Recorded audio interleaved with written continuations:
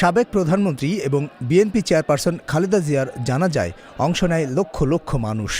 দলমত নির্বিশেষে মানুষের স্বতঃস্ফূর্ত অংশগ্রহণ তার এই বিদায় বাংলাদেশে নতুন এক ইতিহাস সৃষ্টি করেছে। গৃহবধূ থেকে রাজনীতিতে আসা খালেদা জিয়াকে নিয়ে বলছিলেন তার রাজনৈতিক জীবন এবং রাজনীতির একজন পর্যবেক্ষক অধ্যাপক মাহবুবুল্লাহ। দলের নেত্রী হলেন, দেশনেত্রী হলেন এবং তিনবার প্রাইম মিনিস্টারের দায়িত্ব পালন করলেন। তো এইটা তো খুব কম কথা না। প্রচণ্ড একটা ব্যক্তিত্ব ছিল এবং তার এই ব্যক্তিত্বকে অস্বীকার করার ক্ষমতা কারো ছিল না। আর অন্যদিকে তার একটা নেতৃত্বের মধ্যে ক্যারিশমা ছিল, সকলকে আকৃষ্ট করার, কাছে টানার চম্বক একটা শক্তি তার মধ্যে ছিল, যে কারণে তিনি দলটাকে ঐক্যবদ্ধ রাখতে পেরেছেন। দুঃসময়ে নেতৃত্ব দেয়া আর আপোষহীন একটা ইমেজ খালেদা জিয়ার রাজনৈতিক জীবনের একটা গুরুত্বপূর্ণ দিক ছিল বলে উল্লেখ করেন রাষ্ট্রবিজ্ঞানী রওনক জাহান। তো বছর ধরে 40 বছর ধরে উনি কিন্তু এই দলটাকে উনি একটা দল করে একসঙ্গে রাখতে পেরেছিলেন। তারা ক্ষমতাও ছিল কিন্তু তারা ক্ষমতার বাইরেও ছিল, অপোজিশন। অর্থাৎ একটা ডেমোক্রেটিক এই ট্রান্সফর্মিং বিএনপি একটা মানে স্টেট স্পন্সার্ড পার্টি থেকে এ ধরনের একটা মাস বেসড ডেমোক্রেটিক পার্টি করা, এটাও আমি বলবো যে খালেদা জিয়ার আরেকটা বড় একটা কন্ট্রিবিউশন উনি করেছেন। তার পার্টিকে শুধুই ধরে রাখেন নাই, পার্টিটাকে উনি ট্রান্সফর্মও করেছেন। 4 দশকেরও বেশি সময় বাংলাদেশ জাতীয়তাবাদী দল বিএনপির নেতৃত্ব দিয়েছেন খালেদা জিয়া। দলটির তৃণমূল থেকে কেন্দ্র পর্যন্ত সর্বস্তরের নেতাকর্মীদের কাছে তিনি ছিলেন দলীয় ঐক্যের প্রতীক। খালেদা জিয়ার মৃত্যুর পর তার ছেলে তারেক রহমানই দলটির হাল ধরবেন, এমনটি প্রত্যাশা করছেন তৃণমূলের নেতাকর্মীরা। জাতীয়তাবাদী দল সম্পূর্ণ রূপে তারেক রহমানের উপর ভিত্তি করে দাঁড়িয়ে থাকবে এবং উনি নেতৃত্ব দিয়ে এই দলকে এগিয়ে নিয়ে যাবে। তারেক রহমান যেভাবে শক্ত করে হাল ধরবেন, আমরা আশাবাদী আগামী ভবিষ্যৎ বিএনপি আরও শক্তিশালী হবে। দলের প্রত্যাশা এবং বাস্তবতা মিলিয়ে বিএনপির নেতৃত্বে যে তারেক রহমানই আসছেন সেটা অনেকটাই নিশ্চিত বলে মনে করছেন বিশ্লেষকরা। বিদেশ থেকে আসার পর 17 বছর পরে তাকে কেন্দ্র করে যে উত্তেজনা, যে উচ্ছ্বাস, যে আনন্দ, যে উদ্বেলতা, এটা তো নজিরবিহীন। তা আমি জানি না তার মেয়ে রাজনীতিতে আসবে কিনা বা তার স্ত্রী রাজনীতিতে আসবেন কিনা। আমরা আশা করব যে তার আমল থেকেই একটা ভিন্ন ধরনের পরিবর্তনের সূচনা হবে এবং যেখানে যে কেউ যোগ্যতা বলে দলের নেতৃত্ব অর্জন করতে পারবে। খালেদা জিয়ার পর তার উত্তরসূরি হিসেবে বিএনপির ভবিষ্যৎ নেতার কাছে তৃণমূলের নেতাকর্মীদের আকাশচুম্বী প্রত্যাশাও রয়েছে।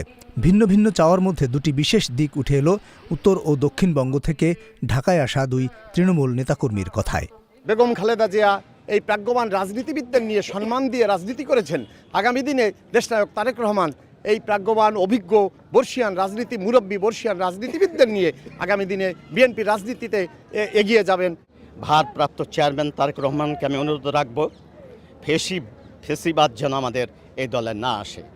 তৃণমূলের নেতাকর্মীদের এই প্রত্যাশার মধ্যেই তারেক রহমানের সামনে গুরুত্বপূর্ণ কি চ্যালেঞ্জ সেটি উঠে আসে, যেখানে দলের প্রবীণ এবং নবীনদের মধ্যে সমন্বয় করে দলীয় ঐক্য ধরে রাখা হবে বিশেষ গুরুত্বপূর্ণ বলছেন বিশ্লেষকরা।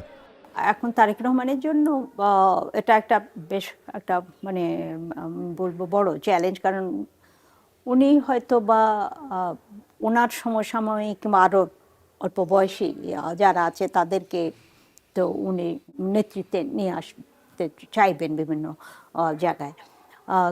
কিন্তু এই দলটাকে গত 16 বছর ধরে এই পুরনো এরা ধরে রেখেছিল। যখন খালেদা জিয়া আসলেন তখন কিন্তু দলটা তো নতুন এবং ওরকম অনেক পুরনো নেতা তো কেউ ছিল না। জ্যেষ্ঠদের প্রতি শ্রদ্ধাশীল হবেন, তাদের কথা মনোযোগ দিয়ে শুনবেন, আন্তরিকভাবে শুনবেন। আবার তরুণরা যা চাইছে, তাদের যে আকাঙ্ক্ষা, সেই আকাঙ্ক্ষাকেও মানে একদিকে সংযত রাখা, আরেকদিকে সেই আকাঙ্ক্ষার প্রতি স্বীকৃতি দেওয়া, এই সব করেই কিন্তু তাকে তার নেতৃত্ব গুণটা আরও বড় করে অর্জন করতে হবে এবং কাজটা কঠিন কিন্তু একেবারে অসম্ভব নয়। আরেকটি বাস্তবতা হলো খালেদা জিয়া যখন রাজনীতিতে এসেছিলেন তখন তাকে ঘিরে কোনো বিতর্ক বা তার ইমেজ সংকট ছিল না, যেটি তারেক রহমানের ক্ষেত্রে ভিন্ন।